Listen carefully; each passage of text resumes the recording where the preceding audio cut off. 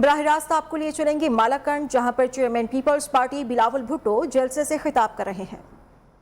कोई ये कोशिश करे, कोई ये सोचे कि ये जो कायदे अवाम का दिया हुआ तोहफा है, टैक्स फ्री का निजाम है, यहां के अवाम से कोशिश, यहां के अवाम से ये हक छीनने की कोशिश भी करे तो आज भी भुट्टो के जियाले मौजूद है। हम ये कभी नहीं होने देंगे।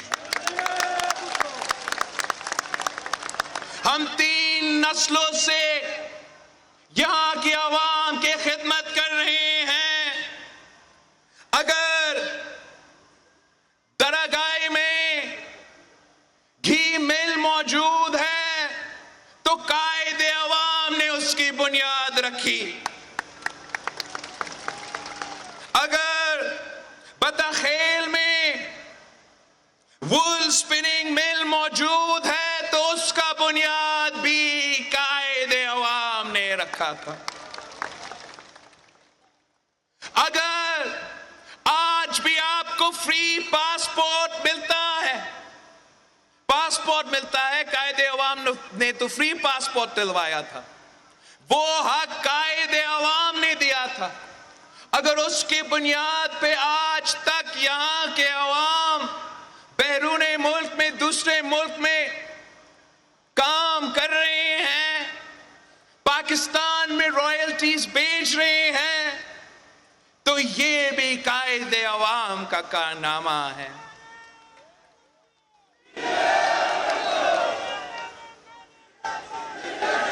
शहीद मोहतरमा बेनजीर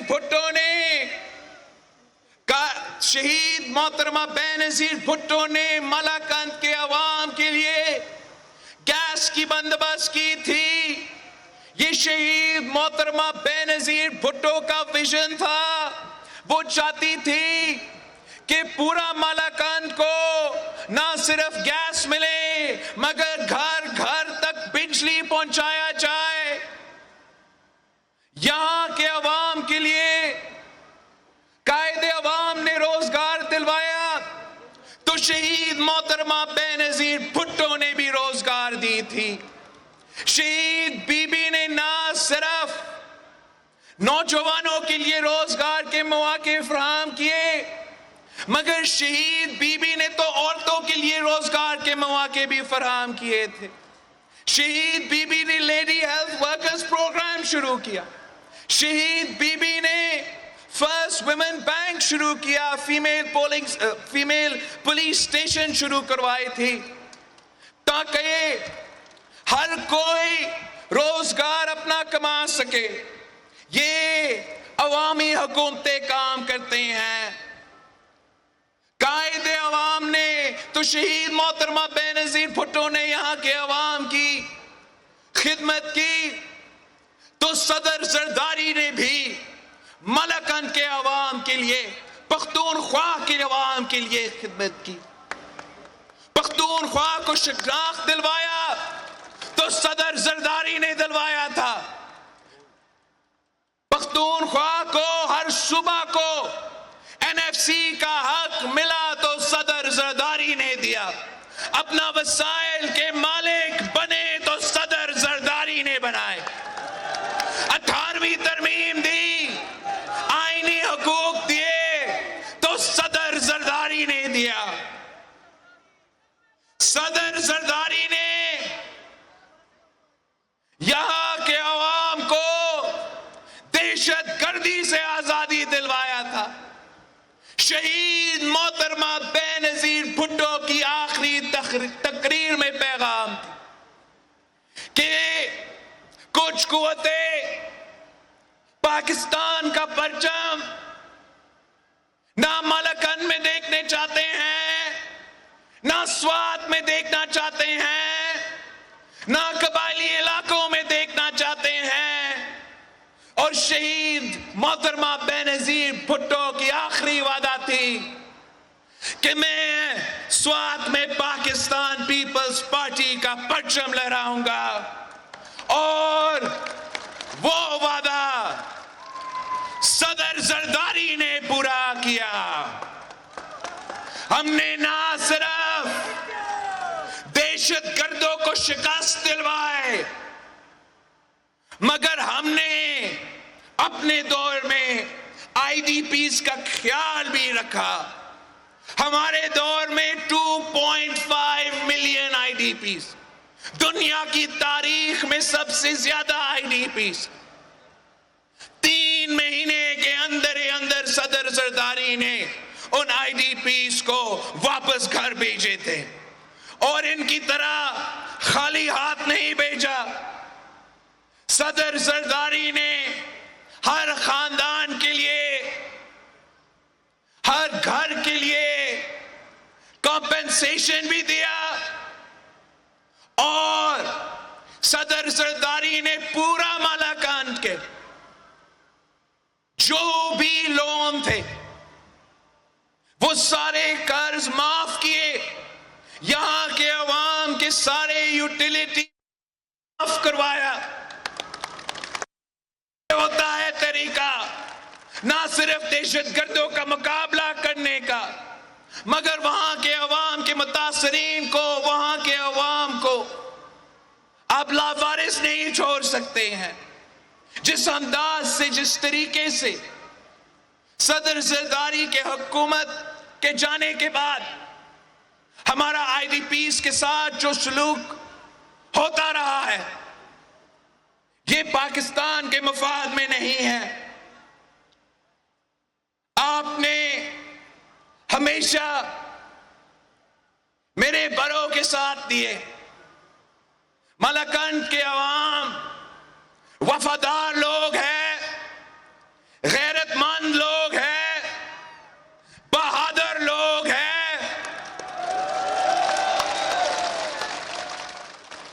मैं आज एक बार फिर आपके पास वापस आया हूं।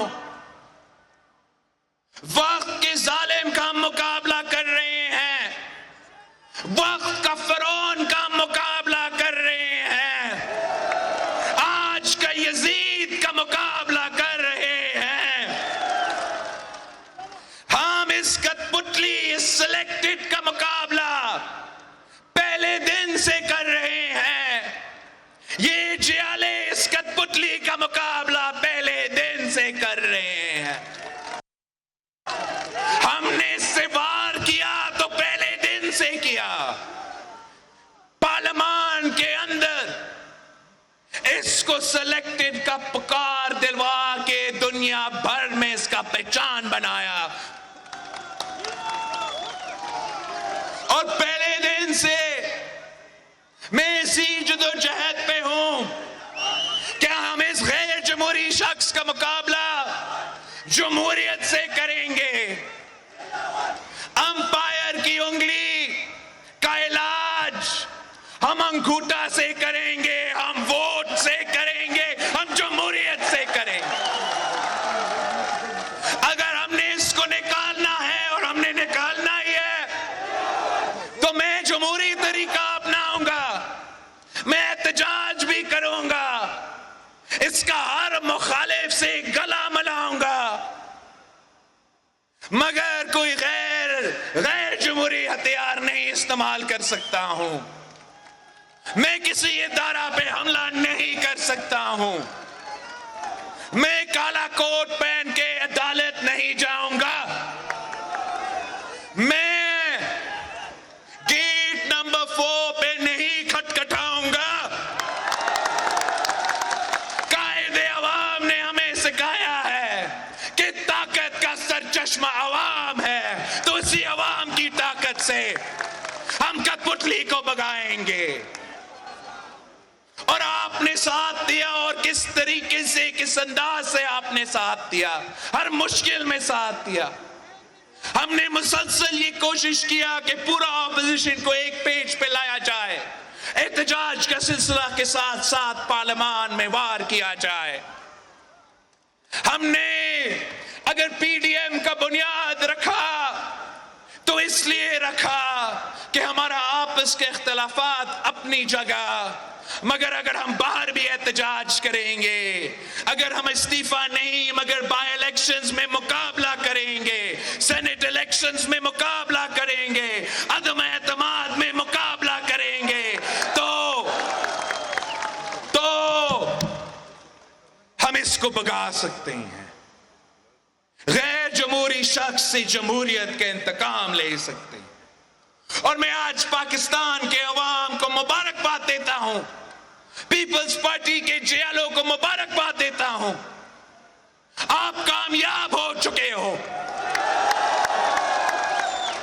इमरान अपना अक्सरियत खो चुका है। इमरान का हुकूमत खत्म हो चुका है।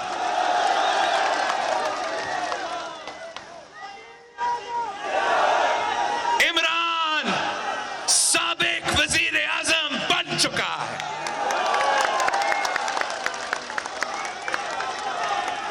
बुज़दिल है वो, दो बुज़दिल है इमरान, बुज़दिल भाग रहा है, मुकाबला से भाग रहा है। हमें चूहे चूहे कहने वाले चूहे भागते हैं मुकाबला से। इमरान तू चूहा नहीं हो, Imran you're a rat Imran Khan.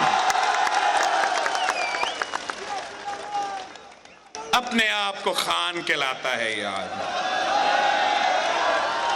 ये कहां का खान है आप मुझे बताएं। इंडिया का खान, ये तो इंडिया का खान।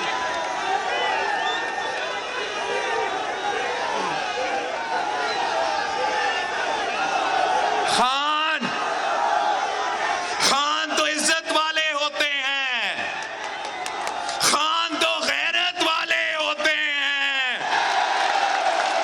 खान तो बहादुर होते हैं। ये कहां का खान है? ये बनी गाला का खान हो सकता है, ये फनी गाला का खान हो सकता है। गैरत है तो मुकाबला करो, इमरान मुकाबला करो। बुज़दिल गाली देता है, बुज़दिल गाली देता है, बुज़दिल भागता है। मर्द है तो मुकाबला करो। 8 मार्च पे हमने अदम एतमाद जमा किया। 8 मार्च को 7 दिन के अंदर वोटिंग होना था। हमने 7 रिक्विजिशन किया था, तो फिर 14 दिन के अंदर आईन कहता है कि सेशन बुलाना पड़ता है। मगर बुज़दिल पहले पार्लियामान के लॉजेस पे हमला करता है, फिर बुज़दिल सिंध हाउस पे हमला करता है। सेशन से भागने के लिए ये बुज़दिल अब आईन तोड़ बैठा है। बेचारा स्पीकर को तो आर्टिकल 6 में फंसा रहा है।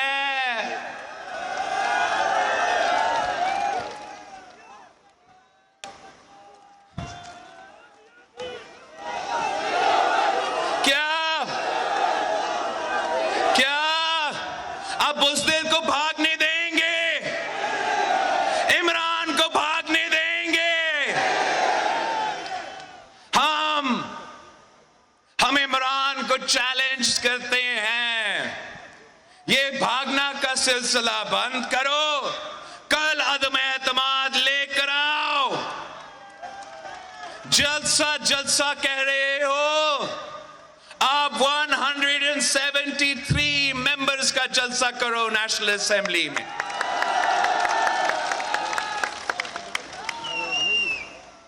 ये इस बुज़दिल पे आते हैं हम।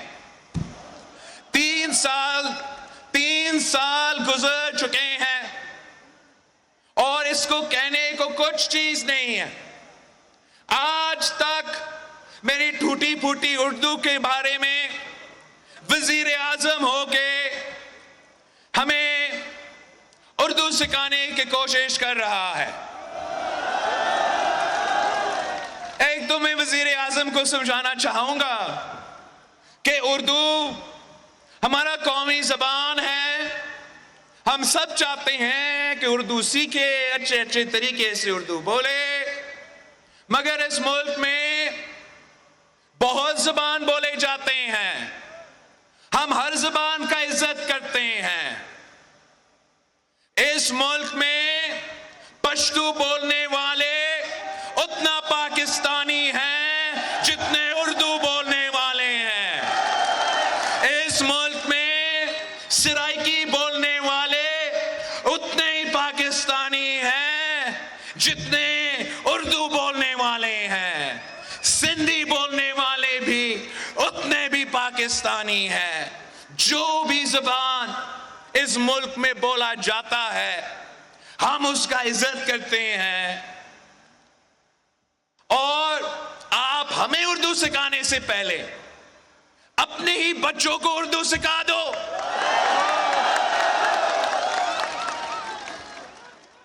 पता नहीं क्या कहता है ये आदमी। मौलाना फजल रहमान साहब के खिलाफ जो जबान इस्तेमाल किया जाता है वो वजीर आजम के मुंह से तो अच्छा नहीं लगता है। अगर नजरियाती को आपके इख्तलाफात है उस पे आप बात कर सकते हो, मगर अगर आप सिर्फ गाली दे सकते हो तो ये एक हारा हुआ शख्स का निशानी है। और ये जो डीजल कहते हैं, खुद इसने पाकिस्तान की तारीख में जो डीजल और पेट्रोल की कीमतों में इजाफा किया है वो तो नजर नहीं आता है। खुद कहता है कि वो इसलिए वजीर आजम नहीं बना कि वो टमाटो और आलू की कीमतें पे फोकस करे। कौम तो यही चाहता है कि हमारा वजीर आजम महंगाई की तरफ दिहाई दे। कौम को याद है कि जब पीपल्स पार्टी की हुकूमत थी तो हर कैबिना के इजलास में जो सब पे अव्वल एजेंडा आइटम क्या होता था कि महंगाई का क्या सूरत हाल है, आज प्राइसेस क्या है, कल हम इसमें बेहतरी कैसे ले आ सकते। 3 साल के झूठ के बाद ये आदमी यहां आके कहता है कि इसका कोई परवाह नहीं है कि महंगाई का सूरत हाल क्या है, गाली देने को तरजीह देता है।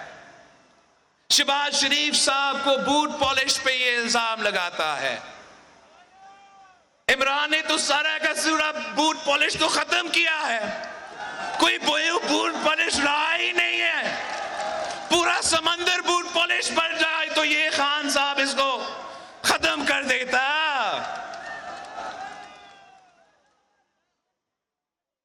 किस किस्म का आदमी है जो मदीना का रियासत का बात करता था, मदीना का रियासत का बात करता है। एक उसी जबान से जो आप मदीना के रियासत पे दर्ज देते हो, उसी जबान से आप गाली निकालते हो। ये कैसे मदीना का रियासत हो सकता है? मदीना का रियासत अदल और अखलाकियात पे मबनी, आपका रियासत गाली पे मबनी है। आपका रियासत जादू पे चल रहा है। आपका रियासत अवाम दुश्मन रियासत है। आपने कौम बनाने की बात की है। हम पूछते हैं कि अगर मजदूर भूखा पेट सोए, किसान भूखा पेट सोए, सफेद पोश तबका भी भूखा पेट सोए, तो आप कैसे और कौन सा मुल्क बनाएंगे?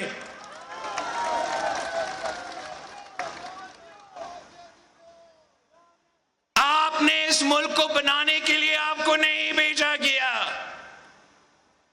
इस मुल्क की तबाही की बंदोबस्त करने के लिए इस शख्स को भेजा गया। ये जो आज साजिश कह रहा है, खुद सबसे बड़ा साजिश है। आज का नहीं, कब का साजिश है, आपको याद है? इसको कब से टास्क दिया गया? कब से टास्क दिया गया कि पाकिस्तान की सियासत में आके इसका नापी चेंज होते होते इक्तदार पर तक पहुंचाया जाएगा।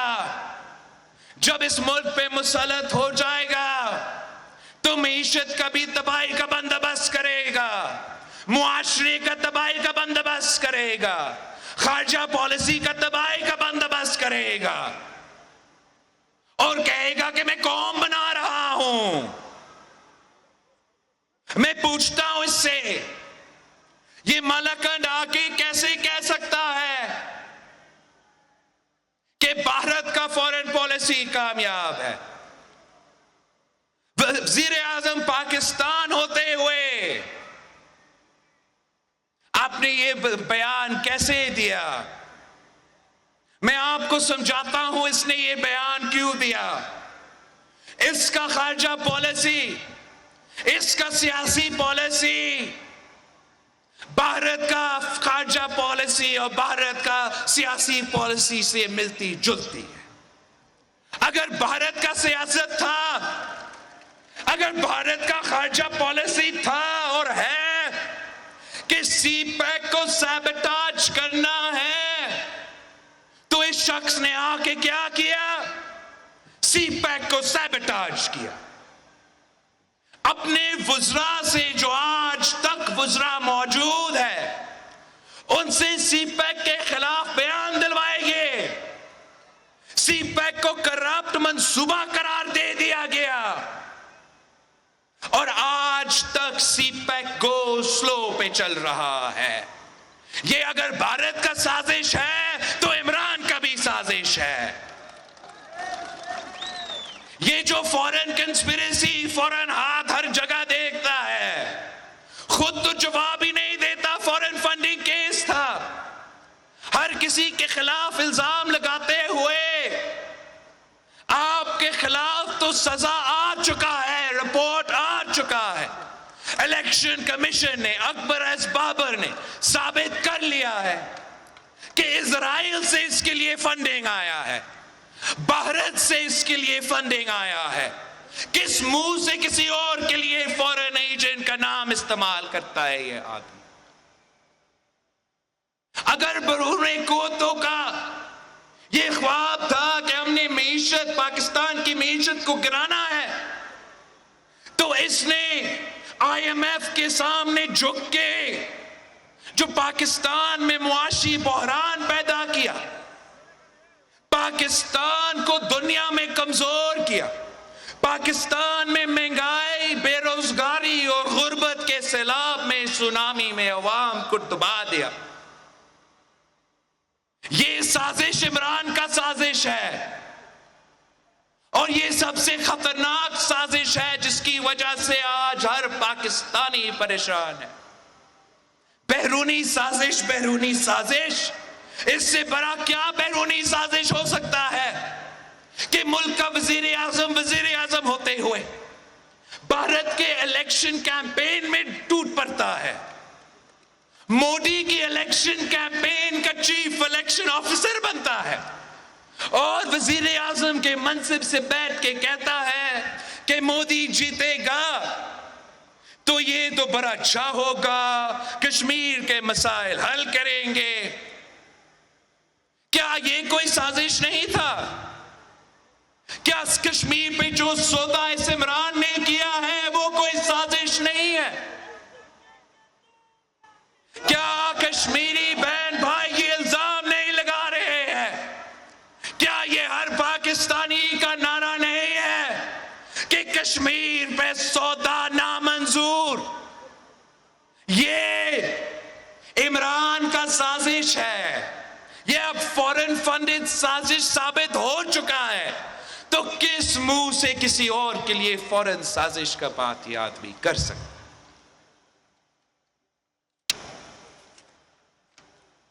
मैं पाकिस्तान के अवाम को उम्मीद दिलाना चाह रहा हूं कि इंशाअल्लाह ताला हम इस आजाब से निकलने वाले हैं। हम अपने लिए, अपने जात के लिए ना अपने लिए कोई इस मेहनत कर रहे हैं या जिद्दोजहद कर रहे हैं। हम अगर मेहनत कर रहे हैं, जिद्दोजहद कर रहे हैं, तो आपके लिए कर रहे हैं। आपका वोट पे जो डाका हुआ है उसका हिसाब लेने के लिए, आपको साफ शफाफ इलेक्शंस आपके लिए बंदोबस्त करने के लिए, फिर इंशाअल्लाह ताला उन इलेक्शंस में, साफ शफाफ इलेक्शंस में जो दूर नहीं है, मैं एक बार फिर आपके पास आऊंगा। उस इलेक्शन में अपने लिए वोट मांगूंगा। अब अगर आया हूं तो मुल्क को बचाने के लिए, इस निजाम का खात्मा करने के लिए और इस कठपुतली का झूठ का जवाब देने के लिए। दो बातें रह चुके हैं, एक जो ये करप्शन का रट लगा हुआ है, और दूसरा मैंने उस जानवर का जो उसने लफ्ज इस्तेमाल किया उस पे भी आना है। एक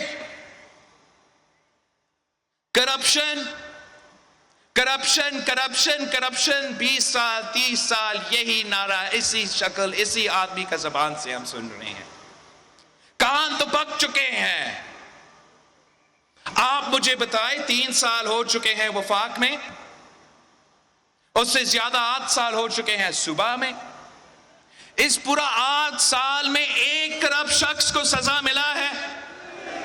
एक किसी करप्शन स्कैंडल का हिसाब मिला है हमें? इसका अपना नैब से, अपना इधर जो एंटी करप्शन का इंस्टीट्यूशंस थे उनसे कोई जवाब मिला है? जो इल्जाम इन पे लगे हैं उस पे तो वो जवाब देने को तैयार ही नहीं है। जो BRT सूबा का करप्शन है, इस सूबा का हर शख्स उससे वाकिफ है। आज तक सुप्रीम कोर्ट से स्टे ऑर्डर पड़ा हुआ है, उसका हिसाब देने को तैयार नहीं है। इस सूबा का जो स्कैंडल्स है वो तो आप जानते हैं, इसके अपने स्कैंडल्स का जवाब देने को तैयार नहीं है। हर जियाला जानता है कि कायदे अवाम ने जब इसका बाप को नौकरी से निकाला तो जानता नहीं था, उसको जानता नहीं था, बस ये जानता था करप्ट था तो उसको भगाना था, और करप्ट होने की वजह से ही निकाला गया। तो मैं समझता हूं यही वजह है कि ये हर किसी आदमी पे, हर दूसरा आदमी पे करप्शन का इल्जामात लगाता है, मगर अपना करप्शन का हिसाब देने को तैयार नहीं है।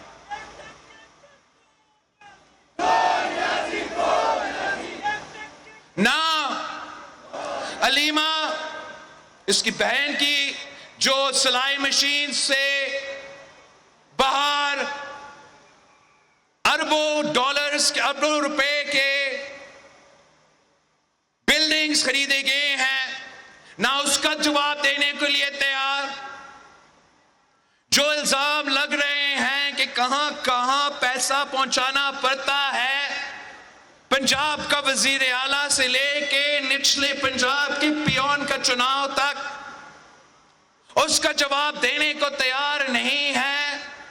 फॉरेन फंडिंग का जवाब देने को तैयार नहीं है। जो पीपल्स पार्टी पे इल्जाम लगा है पिछले 30 साल से, हर इल्जाम का जवाब हम जलसा में नहीं, हम पार्लियामान में नहीं, हम अदालत में जाके देते हैं, अदालत में जाके साबित करते हैं, बाइज्जत बरी होते हैं।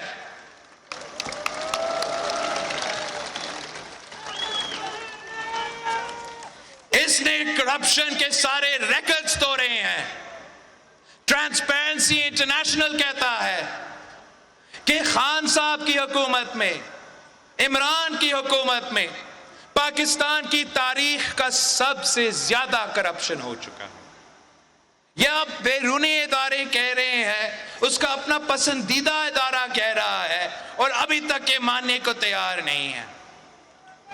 अपना शिकस्त देखते हुए अब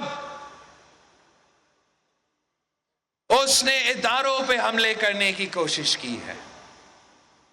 अब वो सिलसिला नहीं है जिसका मुकाबला हम कर रहे थे, जो आपका मुतालबा था कि 2018 के सिलेक्शंस में किसी एक शख्स के लिए हम अपना इदारा को मुतनाज़ा नहीं बनाना चाह रहे थे। और अफसोस के साथ उस इलेक्शन में हर इदारा मुतनाज़ा हुआ और 3 साल से हमारा ये मुतालबा है कि ये इमरान हर इदारा को अपना टाइगर फोर्स बनाना चाह रहा है, हम इसको नहीं बनाने देंगे। ये चाहता है तो मीडिया हो तो मेरा अपना टाइगर फोर्स की तरह हो, ये चाहता है कि नैब हो तो मेरा अपना टाइगर फोर्स की तरह हो, ये चाहता है कि अदलिया हो मगर उसका अपना टाइगर फोर्स की तरह हो। वो चाहता है कि हर इदारा टाइगर फोर्स बन के इसका काम करे। हमारा आईन कहता है कि चाहे वो अदलिया हो या हमारा फौज हो या ऐसा कोई इदारा हो, इनका कोई सियासत से जोड़ नहीं हो सकता। इमरान को ये मालूम है कि साफ और शफाफ इलेक्शंस में इसको शिकस्त का सामना करना, और अब चाहता ये है कि अगर इसको नहीं खेलना देंगे तो ये किसी और को भी नहीं खेलना देना चाह रहा है। ये मुल्क किसी एक जमात का, किसी के एक शख्स का नहीं है, ये पाकिस्तान के अवाम का है। पाकिस्तान के अवाम साफ और शफाफ इलेक्शंस चाहते हैं। पाकिस्तान के अवाम आजादी चाहते हैं कि जो वो जी चाहे वो अपना नुमाइंदा मुंतखब करे। ये आज तक हमें नहीं बता सका कि ये किसको जानवर कह रहा था। पाकिस्तान के अवाम इस बात का जवाब चाहता है, इसलिए हम समझते हैं कि हमारा वजीर आजम जानवर है। ये जंगल का कानून चाहता है, खुद जंगल का कानून चाहता है। हम आईन में यकीन रखते हैं, हम वफाक में यकीन रखते हैं, हम जमहूरियत में यकीन रखते हैं। अब इंशाअल्लाह ताला आने वाला इंतखाबात साफ और शफाफ इंतखाबात होंगे। आने वाले इंतखाबात में हम धांधली की इजाजत नहीं देंगे, और ये जो अदम एतमाद है ये हमारा जमहूरियत के लिए एक इम्तिहान है, न्यूट्रलिटी के लिए एक इम्तिहान है, पाकिस्तान की वफाक के लिए एक इम्तिहान है। हम पुरअमन तरीके से, जमहूरी तरीके से इस इम्तिहान का मुकाबला करना चाहते हैं। हम समझते हैं ये पाकिस्तान की तरक्की के लिए बहुत जरूरी है, और हम मुतालबा करते हैं कि फौरी हमारा अदम एतमाद, हमारा आईनी प्रोसेस जमहूरी तरीके से मुकम्मल किया जाए। जो जीतता है वो जीतता है, जो हारता है वो हारता है। मगर हम जैसे जनरल इलेक्शन में धांधली बर्दाश्त नहीं कर सकते, वैसे हम अपना अदम एतमाद में कोई धांधली बर्दाश्त नहीं करेंगे।